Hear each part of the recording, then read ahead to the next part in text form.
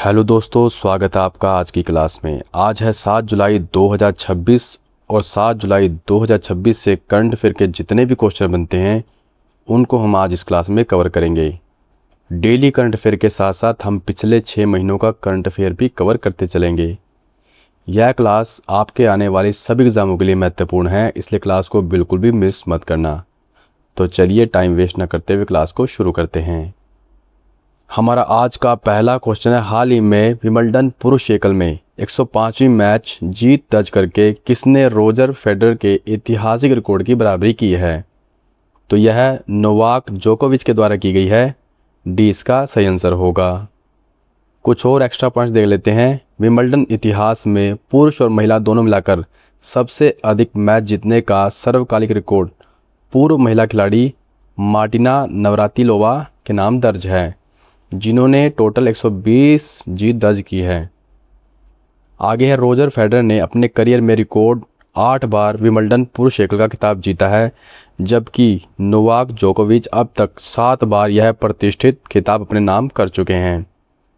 आगे है, टेनिस इतिहास में सर्वाधिक 24 ग्रैंड स्लैम एकल खिताब जीतने का विश्व रिकॉर्ड भी नोवाक जोकोविच के ही नाम दर्ज है। आगे, हाल ही में अंतर्राष्ट्रीय मुद्रा कोष के अनुसार भारत आधिकारिक तौर पर किस देश को पीछे छोड़कर दुनिया की चौथी सबसे बड़ी अर्थव्यवस्था बन गया है? तो भारत जापान देश को पीछे छोड़कर दुनिया की चौथी सबसे बड़ी अर्थव्यवस्था बन गया है। आगे है, हाल ही में 87वीं महिला सीनियर नेशनल बैडमिंटन चैंपियनशिप का एकल वर्ग का खिताब किसने जीता है? तो यह खिताब सूर्या कृष्णा तामेरी के द्वारा जीता गया है। आगे, हाल ही में किस देश ने ताइवान के आसपास क्षेत्र में जस्टिस मिशन 2025 नामक सैन्य अभ्यास आयोजित किया है? तो जस्टिस मिशन 2025 नामक सैन्य अभ्यास ये चीन के द्वारा आयोजित किया गया है। आगे, हाल ही में पुरातत्वविदों ने कुषाण काल का करीब 2000 साल पुराना बौद्ध स्थल कहाँ खोजा है? तो यह जहनपुरा जम्मू कश्मीर में खोजा गया है। हमारा दूसरा क्वेश्चन है, हाल ही में आयोजित आईसीसी महिला T20 विश्व कप 2026 का खिताब किस देश ने जीता है? तो यह खिताब ऑस्ट्रेलिया के द्वारा जीता गया है। सी इसका सही आंसर होगा। एक्स्ट्रा पॉइंट्स की बात करें तो जुलाई 2026 में लंदन के ऐतिहासिक लॉर्ड्स क्रिकेट ग्राउंड पर खेले गए फाइनल मुकाबले में ऑस्ट्रेलिया ने इंग्लैंड को 7 विकेट से हराकर रिकॉर्ड 7वीं बार महिला T20 विश्व कप का खिताब अपने नाम किया है। आगे है, ऑस्ट्रेलिया की सलामी बल्लेबाज बेथ मुनी को टूर्नामेंट में उनके शानदार प्रदर्शन के लिए प्लेयर ऑफ द टूर्नामेंट चुना गया। महिला T20 विश्व कप के इतिहास में ऑस्ट्रेलिया सर्वाधिक 7 खिताब 2010, 2012, 2014, 18, 20, 23 और 26 जीतकर सबसे सफल टीम है। आगे, हाल ही में डिजिटल दुनिया में 400 साल पुरानी डाक परंपरा को बंद करने वाला दुनिया का पहला देश कौन सा बना है? तो दुनिया का यह पहला देश डेनमार्क बना है। आगे, हाल ही में सुप्रीम कोर्ट ने पासपोर्ट के अधिकार को किस अनुच्छेद के तहत मूल अधिकार घोषित किया है? तो यह अनुच्छेद 21 के तहत घोषित किया गया है। आगे, हाल ही में चर्चा में रहा मुकल्ला पोर्ट किस देश में स्थित है? तो मुकल्ला पोर्ट ये यमन देश में स्थित है। हाल ही में आर्टिफिशियल इंटेलिजेंस इम्पैक्ट समिट 2026 की मेज़बानी किस देश द्वारा की गई है? तो यह मेज़बानी भारत देश के द्वारा की गई है। आगे, हाल ही में यूनेस्को एशिया प्रशांत सांस्कृतिक विरासत संरक्षण पुरस्कार 2025 से किसे सम्मानित किया गया है? तो इस पुरस्कार से ये ज्येष्ठ वर्ण महाविहार को सम्मानित किया गया है। बी इसका सही आंसर होगा। एक्स्ट्रा पॉइंट्स की बात करें तो इस वर्ष यूनेस्को द्वारा 2 अलग अलग महत्वपूर्ण स्थलों को अवार्ड ऑफ मेरिट दिया गया है, इसलिए छात्र विकल्पों के अनुसार ही अपना सही उत्तर चुनें। पहला स्थल है नेपाल के ललितपुर में स्थित 17वीं शताब्दी का ऐतिहासिक बौद्ध मठ ज्येष्ठ वर्ण महाविहार है, जिसका पुनर्निर्माण भारत सरकार की 13.78 करोड़ की वित्तीय सहायता से किया गया है।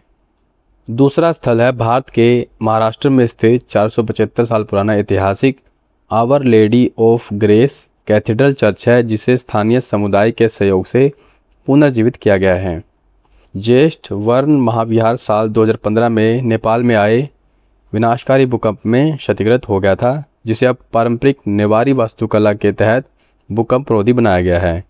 एक और देख लेते हैं, इस वर्ष 2025 चक्कर का सर्वोच्च पुरस्कार अवार्ड ऑफ डिस्टिंक्शन संयुक्त रूप से जापान के इवामी गिंजन लाइब्रेरी प्रोजेक्ट और चीन के सिहांग वेयरहाउस प्रोजेक्ट को प्रदान किया गया है।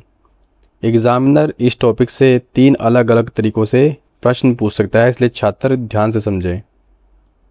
पहला है, यदि एग्जामिनर प्रश्न में भारत सरकार की वित्तीय सहायता से नेपाल में पुनर्निर्मित स्थल शब्द लिखता है तो आंख बंद करके ज्येष्ठ वर्ण महाविहार उत्तर चुनना है।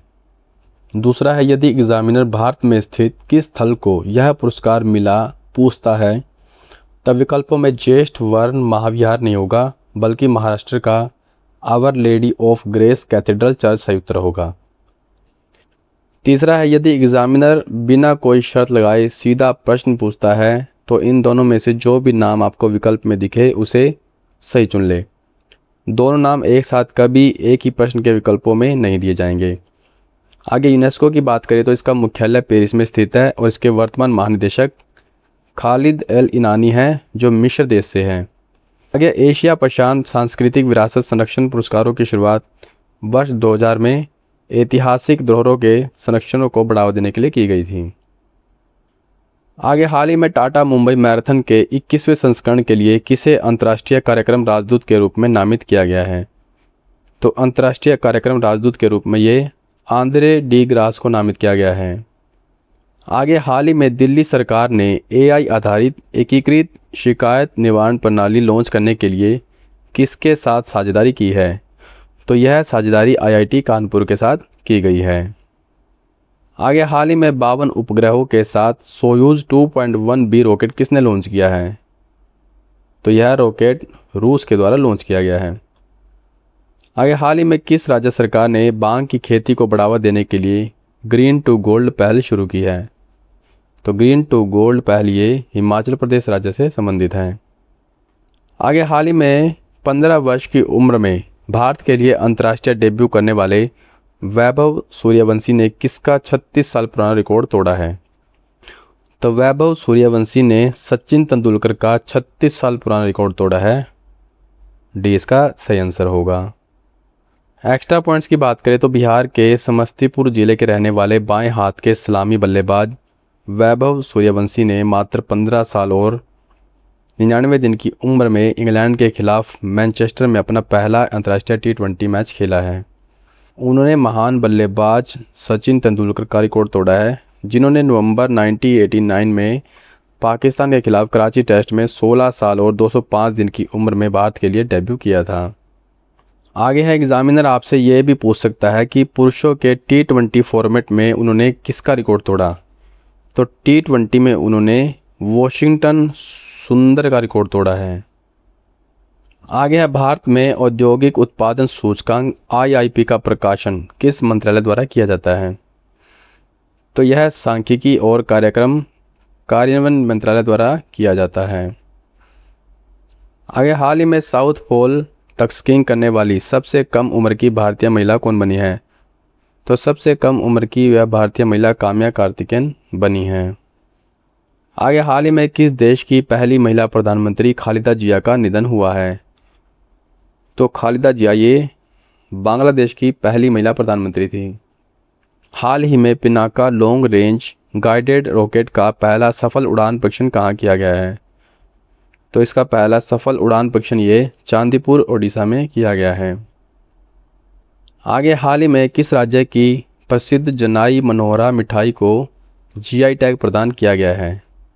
तो जनाई मनोहरा मिठाई ये पश्चिम बंगाल से संबंधित है। सी इसका सही आंसर होगा। जून 2026 में पश्चिम बंगाल की 3 महत्वपूर्ण विरासतों को एक साथ GI टैग मिला है, जिसमें जनाई की मनोहरा मिठाई, चंदन नगर का जलबरा संदेश और हुगली के बालागढ़ की पारंपरिक नावें हैं। आगे हाल ही में झारखंड के झुमरी तलिया के प्रसिद्ध केसरिया कलाकंद और उत्तर प्रदेश के मेरठ की मशहूर गच्चक को भी GI टैग प्रदान किया गया है, ये भी आपको ध्यान रखना है।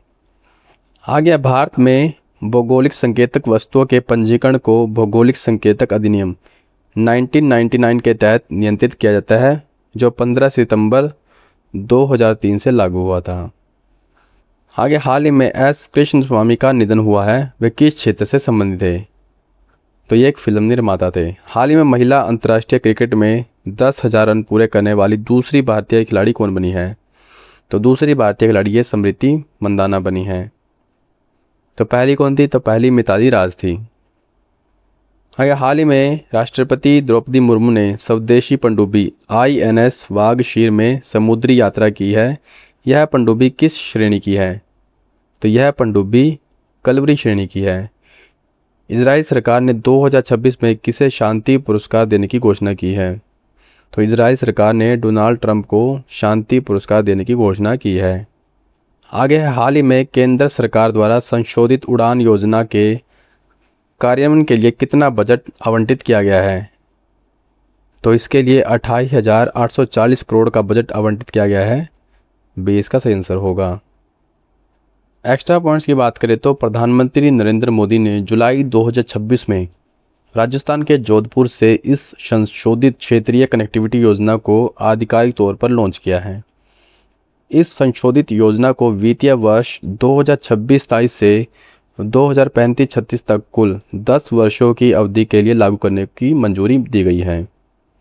मूल उड़ान योजना के बारे में बात करें तो इस योजना को नागरिक उड्डयन मंत्रालय के तहत अक्टूबर 2016 में लॉन्च किया गया था, जिसका उद्देश्य छोटे और टियर 2 टियर 3 शहरों में हवाई यात्रा को किफ़ायती बनाना है।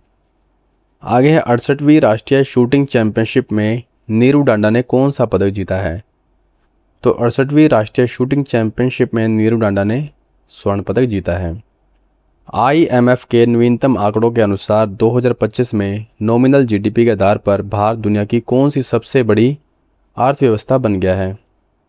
तो नॉमिनल GDP के आधार पर भारत दुनिया की चौथी सबसे बड़ी अर्थव्यवस्था बन गया है। आगे हाल ही में भारतीय प्रोफेशनल मैनेजर की हुरन इंडिया रिच लिस्ट 2025 में किससे शीर्ष स्थान मिला है? तो शीर्ष स्थान ये जय श्री उलाल को मिला है। आगे भारतीय नौसेना का जहाज INSV कौंडिन्य किस देश की समुद्री यात्रा के लिए रवाना हुआ था? तो यह ओमान देश की समुद्री यात्रा के लिए रवाना हुआ था। हमारा 7वां क्वेश्चन है, हाल ही में भारत सरकार के इलेक्ट्रॉनिक्स और सूचना प्रौद्योगिकी मंत्रालय ने सुरक्षा चिंताओं के कारण किन चाइनीज़ बैटरी मैनेजमेंट ऐप्स को ऐप स्टोर से हटाने का आदेश दिया है? तो ये BAT BMS, लोसिगी, अपोज, ली आयन, इन तीनों को हटाने का आदेश दिया है। D इसका सही आंसर होगा। एक्स्ट्रा पॉइंट्स की बात करें तो इस प्रतिबंध की मुख्य वजह सोशल मीडिया पर वायरल हुए वे प्रैंक वीडियो थे, जिनमें लोग इन असुरक्षित ऐप के जरिए सड़क पर चलते ई-रिक्शा की बैटरी को ब्लूटूथ के माध्यम से दूर बैठे बंद कर दे रहे थे। यह तकनीकी सुरक्षा चूक भारत में बिकने वाले सस्ते ई-रिक्शों की लिथियम आयन बैटरियों में पाई गई, जिससे यात्रियों की सुरक्षा और यातायात व्यवस्था पर गंभीर खतरा पैदा हो गया था। आगे भारत सरकार द्वारा देश की संप्रभुता, अखंडता और सुरक्षा के लिए खतरा बनने वाले किसी भी डिजिटल प्लेटफॉर्म या ऐप को सूचना प्रौद्योगिकी अधिनियम 2000 की धारा 69(a) के तहत प्रतिबंधित किया जाता है। आगे हाल ही में राष्ट्रीय जांच एजेंसी NIA के महानिदेशक का अतिरिक्त प्रभार किसे सौंपा गया है? तो यह राकेश अग्रवाल को सौंपा गया है। हाल ही में भारत और किस देश के बीच संयुक्त सैन्य अभ्यास डेजर्ट साइक्लोन का दूसरा संस्करण संपन्न हुआ है? तो डेजर्ट साइक्लोन ये भारत और संयुक्त अरब अमीरात के बीच आयोजित की जाती है। आगे हाल ही में पार्वती अर्गा पक्षी अभयारण्य को इको सेंसिटिव जोन घोषित किया गया है। यह पक्षी अभयारण्य किस राज्य से संबंधित है? तो यह उत्तर प्रदेश राज्य से संबंधित है। आगे हाल ही में 13वें मोहम्मद बिन राशिद अंतर्राष्ट्रीय खेल पुरस्कार के ग्लोबल लाइफटाइम अचीवमेंट अवार्ड श्रेणी में किसे सम्मानित किया गया है? तो ये नोवाक जोकोविच को सम्मानित किया गया है। आगे हाल ही में किस भारतीय सरकारी कंपनी ने 2312 करोड़ रुपए के सौदे के साथ ब्राज़ील की तेल और गैस कंपनी IBV में 100% हिस्सेदारी खरीद ली है?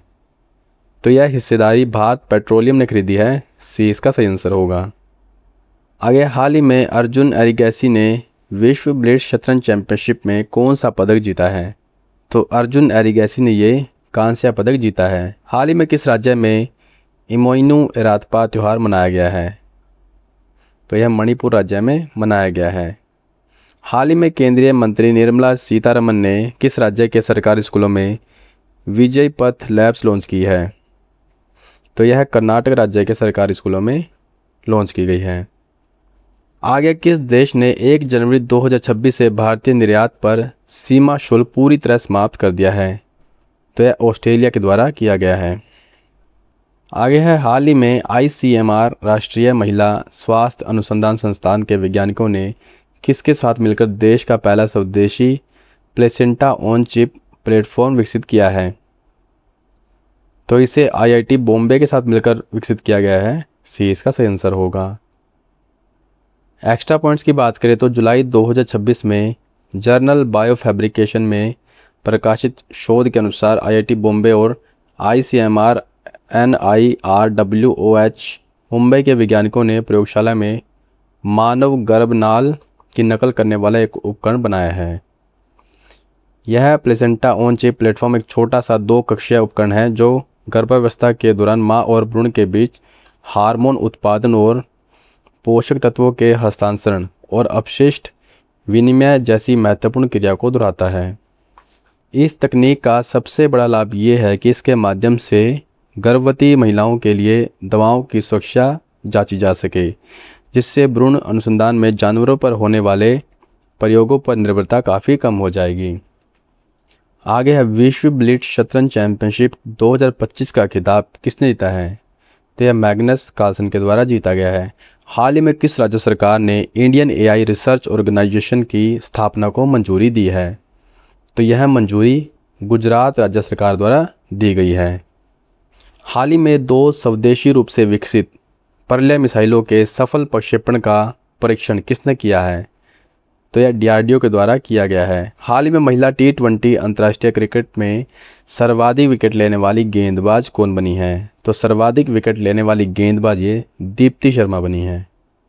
आगे, हाल ही में केंद्र सरकार ने उन्नत कोशिका और जीन थेरेपी उत्पादों के देशव्यापी नियामक नियंत्रण के लिए किस नियम में संशोधन किया है? तो यह ड्रग्स नियम 1945 में संशोधन किया गया है। सी इसका सही आंसर होगा। एक्स्ट्रा पॉइंट्स की बात करें तो दवाओं और कॉस्मेटिक्स के नियमन के लिए मूल कानून ड्रग्स एवं कॉस्मेटिक्स अधिनियम 1940 है, जबकि इस कानून को लागू करने की कार्यप्रणाली ड्रग्स नियम 1945 के तहत तय होती है। इसी 1945 वाले नियम में सरकार ने अब नया बदलाव किया है। आगे, हाल ही में केंद्रीय नागरिक उड्डयन मंत्री राम मोहन नायडू ने किस हेलीकॉप्टर के नागरिक संस्करण की उद्घाटन उड़ान को हरी झंडी दिखाई है? तो यह ध्रुव NG को हरी झंडी दिखाई गई है। हाल ही में चर्चित ओरेशनिक मिसाइल सिस्टम का संबंध किस देश से है? तो इस मिसाइल सिस्टम का संबंध रूस देश से है। आगे है, हाल ही में भारत सरकार ने गंगा के तराई क्षेत्रों में किस पक्षी प्रजाति सहित रेत के टीलों पर घोंसला बनाने वाले पक्षियों के संरक्षण हेतु नई परियोजना मंजूर की है? तो इंडियन स्कीमर इसका राइट आंसर रहेगा। केंद्रीय नागरिक उड्डयन मंत्री राम मोहन नायडू ने ध्रुव NG हेलीकॉप्टर का उद्घाटन कहाँ किया है? तो इसका उद्घाटन बेंगलुरु में किया गया है। आगे है, हाल ही में जुलाई 2026 में किस राज्य के स्पीति क्षेत्र के सी बकथोर्न को GI टैग प्रदान किया गया है? तो सी बकथोर्न ये हिमाचल प्रदेश राज्य से संबंधित है। सी इसका सही आंसर होगा। भौगोलिक संकेतक अधिनियम 1999 के तहत भारत में GI टैग 10 वर्षों की अवधि के लिए जारी किया जाता है, यह भी आपको ध्यान रखना है। आगे, हाल ही में DGCA द्वारा स्वदेशी उत्पादन के लिए प्रमाण पत्र प्राप्त करने वाला पहला एरो इंजन किस कंपनी का है? तो यह हिंदुस्तान एरोनॉटिक्स लिमिटेड कंपनी का है। आगे, हाल ही में पुरुष T20 अंतर्राष्ट्रीय मैचों में एक पारी में 8 विकेट लेने वाले पहले गेंदबाज कौन बन गए हैं? तो पहले गेंदबाज ये सोनम येशे बने हैं। आगे है, हाल ही में किस राज्य सरकार ने मेडिकल शिक्षा शासन के लिए ई-संवाद डिजिटल प्लेटफॉर्म लॉन्च किया है? तो यह राजस्थान सरकार के द्वारा लॉन्च किया गया है। एमिकस ग्रोथ द्वारा जारी रिपोर्ट के अनुसार दुर्लभ पृथ्वी खनिजों के भंडार के मामले में भारत वैश्विक स्तर पर किस स्थान पर है? तो भारत वैश्विक स्तर पर ये 3रे स्थान पर है। आगे है, हाल ही में विश्व ग्रामीण विकास दिवस कब मनाया गया है? तो यह 6 जुलाई को मनाया गया है। आगे, हाल ही में व्यावसायिक स्तर पर माचा चाय का उत्पादन करने वाला भारत का पहला राज्य कौन सा बना है? तो भारत का यह पहला राज्य असम बना है। आगे है, हाल ही में प्रधानमंत्री नरेंद्र मोदी ने भारत का पहला ग्रीनफील्ड एकीकृत रिफाइनरी सह पेट्रोकेमिकल कॉम्प्लेक्स कहाँ राष्ट्र को समर्पित किया है? या हाल ही में प्रधानमंत्री नरेंद्र मोदी ने भारत की 24वीं तेल रिफाइनरी का उद्घाटन कहाँ किया है? तो इसका उद्घाटन पचपदरा राजस्थान में किया गया है। हाल ही में कहाँ पर स्थित एक विशाल बरगद के वृक्ष को वैज्ञानिक रूप से विश्व का सबसे पुराना सटीक रूप से दिनांकित बरगद का वृक्ष घोषित किया गया है? तो यह बरगद का वृक्ष मुंगेर बिहार में स्थित है। आगे है, हाल ही में केइको फुजिमोरी आधिकारिक तौर पर किस देश की राष्ट्रपति चुनी गई है? तो यह पेरू देश की राष्ट्रपति चुनी गई है। हाल ही में तीजन बाई का निधन हुआ है, वे किस राज्य की प्रसिद्ध पंडवानी लोक गायिका थी? तो तीजन बाई छत्तीसगढ़ राज्य से संबंधित थी। आगे, हाल ही में किस राज्य सरकार ने नए वक्फ कानून के तहत राज्य वक्फ बोर्ड का पुनर्गठन किया है? तो यह मध्य प्रदेश राज्य के द्वारा किया गया है। हाल ही में वर्ष 2026 में ब्रिक्स मादक पदार्थ निरोधक एजेंसियों के प्रमुखों की बैठक कहाँ आयोजित की गई है? तो यह असम गुवाहाटी में आयोजित की गई है। आगे है, हाल ही में दिल्ली विश्वविद्यालय के कुलपति के रूप में दूसरे 5 वर्षीय कार्यकाल के लिए किसे पुनर्नियुक्त किया गया है? तो यह प्रोफेसर योगेश सिंह को नियुक्त किया गया है। हाल ही में किस राज्य सरकार ने स्कूलों के 500 मीटर के दायरे में हाई कैफीन एनर्जी ड्रिंक की बिक्री पर प्रतिबंध लगाया है? तो यह प्रतिबंध महाराष्ट्र राज्य सरकार द्वारा लगाया गया है। आगे है, हाल ही में किस राज्य सरकार ने आर्थिक रूप से कमज़ोर परिवारों के लिए मिशन जीरो पॉवर्टी पहल शुरू की है? तो मिशन जीरो पॉवर्टी पहल ये उत्तर प्रदेश राज्य के द्वारा शुरू की गई है। हाल ही में 23 नए जीआई टैग प्राप्त करने के बाद भौगोलिक संकेत पंजीकरण के मामले में पश्चिम बंगाल देश में किस स्थान पर है? तो पश्चिम बंगाल इसमें तीसरे स्थान पर है। आगे है, हाल ही में भारत और किस देश के बीच द्विपक्षीय निवेश समझौता लागू हुआ है? तो यह भारत और इजराइल के बीच लागू हुआ है। आगे है, हाल ही में भारतीय अक्षय ऊर्जा विकास एजेंसी के अध्यक्ष एवं प्रबंध निदेशक का अतिरिक्त प्रभार किसे सौंपा गया है? तो डॉक्टर विजय कुमार मोहंती को सौंपा गया है। आगे है, हाल ही में जूलॉजिकल सर्वे ऑफ इंडिया द्वारा जारी एनिमल डिस्कवरीज 2025 रिपोर्ट के अनुसार वर्ष 2025 में भारत के जीव डेटाबेस में कितनी नई पशु प्रजातियां जोड़ी गई है? तो नई पशु प्रजातियां ये 709 जोड़ी गई है। हाल ही में 16वां भारत जापान वार्षिक शिखर सम्मेलन कहाँ आयोजित किया गया है? तो यह नई दिल्ली में आयोजित किया गया है।